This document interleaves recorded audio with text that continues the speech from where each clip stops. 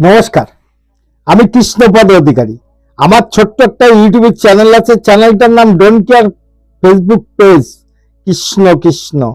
এবং আমি আজকে আপনাদের সঙ্গে এবং দেশ বিদেশ থেকে যারা আমার এই ভিডিওটা দেখবেন সকলের কাছে আমি একটু অনুরোধ করছি যে ভিডিওটা শেয়ার করে দেবেন। কারণ বাংলাদেশে বর্তমান যে পরিস্থিতি চলছে এবং যে পরিস্থিতি মোকাবেলা বাংলাদেশের জনগণের করতে হচ্ছে, সাধারণ জনগণের যারা রাজনীতি বোঝে না, শুধু পেটনীতি বোঝে, যারা হিংসার সঙ্গে যুক্ত না, তারা কিভাবে দিন জীবনযাপন করছে সেটা হয়তোবা বিশ্বের সকল মানুষই জানে।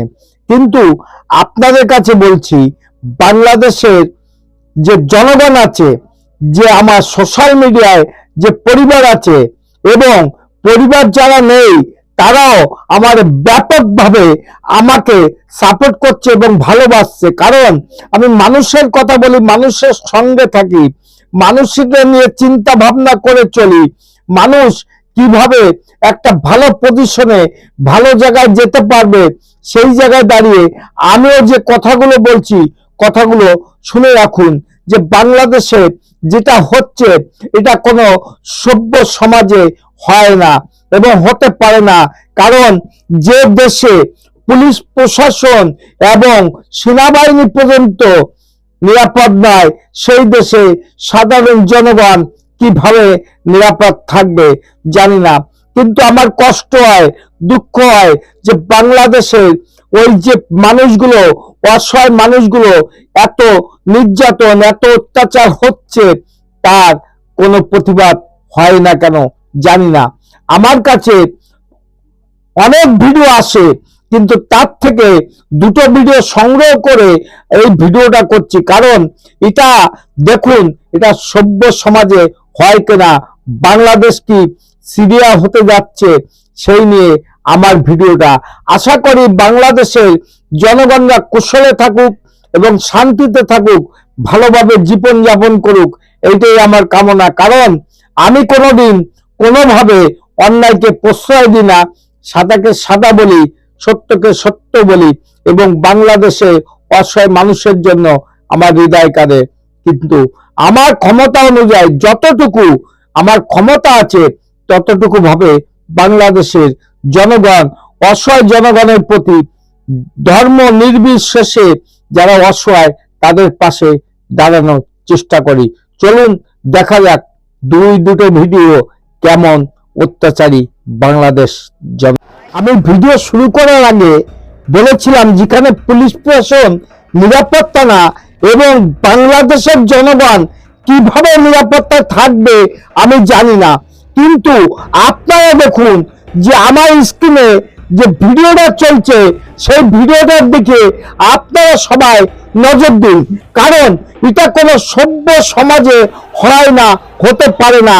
কারণ এই ধরনের আগ্নেয়াস্ত্র, এই ধরনের ভাবে বাংলাদেশের জনগণ কিভাবে আসে আর কিভাবে মদত দেয় সন্ত্রাসী কর্মকাণ্ডের পরে।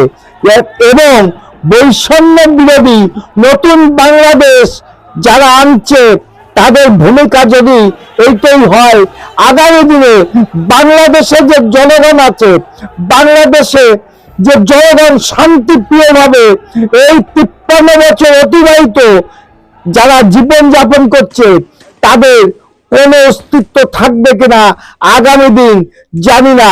কিন্তু আমারও একটা প্রশ্ন আছে যে এই ধরনের বৈষম্য বিরোধীর কথা বলে এই ধরনের অত্যাচার, অনাচার, এই ধরনের রাহাজানি, ছিনতাই, গুন্ডামি, এটা কি কোনো সভ্য সমাজে চলে কিনা জানি না।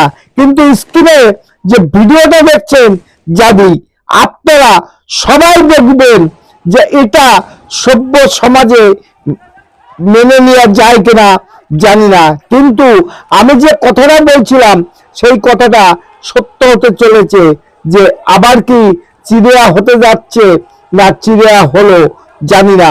কিন্তু আপনাদের সতর্ক করছি এবং আপনাদের বলছি যে সতর্ক হন, ভালো থাকবেন। আশা করি আমার এই ভিডিওগুলো বাংলাদেশের জনগণ যেভাবে আমাকে সাপোর্ট করেছে, আগামী দিনে আমি চাইবো যে আমার পাশে তারা সেইভাবে সাপোর্ট করুন। কারণ আমি জানি যেখানে দাঁড়িয়ে আমার যে বেদনা, কষ্ট, দুঃখ হয় বাংলাদেশের জনগণের পরে, হয়তোবা এই মূর্খরা সেটা হয়তো বুঝতে পারে না। তার জন্য হয়তোবা এইভাবে বৈষম্য বিরোধী আন্দোলন নিয়ে, নতুন বাংলাদেশ নিয়ে যে কথাবার্তা গুলো বললো, আমার স্ক্রিনে যে ভিডিওগুলো চলছে দেখবেন, এটা কি কোনো সভ্য সমাজে চলতে পারে জানি না। আমার চ্যানেল নাম don't care, Facebook page Krishna Krishna. সকলের কাছে আমি একটু অনুরোধ করব, আমার এই ভিডিওটা শেয়ার করে দিন, লাইক কমেন্ট করুন। কারণ বাংলাদেশ জনগণ আমার বিশেষ প্রিয় জনগণ। কেন বলছি? সাপোর্টটা আপনারাই করছেন আমাকে। Madam, when sorry.